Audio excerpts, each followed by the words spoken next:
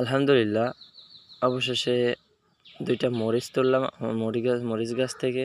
দেখুন বন্ধুরা, যে বিপদে আপনার এই ছাদ বাগানের বিভিন্ন ধরনের সবজি কাজে লেগে থাকে।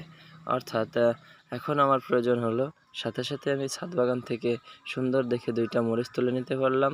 এই জন্য আমি বলে থাকি, আপনারা প্রয়োজন হলে যতটুকু জায়গা আছে আপনার, অতটুকু অংশে আপনি যে কোনো একটা সবজি অথবা মশলার মশলা লাগিয়ে থাকুন। কারণ বিপদে আপদে এখান থেকে আপনারা খুব সহজভাবে বিভিন্ন ধরনের সবজি তুলতে পারবেন, যা আপনাদের দৈনন্দিন চাহিদা মিটিয়ে থাকবে। ধন্যবাদ সবাইকে। আসসালামু আলাইকুম ওয়া রাহমাতুল্লাহি ওয়া বারাকাতুহু।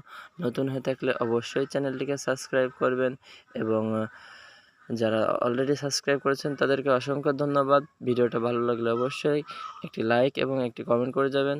আসসালামু আলাইকুম ওয়া রাহমাতুল্লাহি ওয়া বারাকাতুহু। আল্লাহ হাফেজ।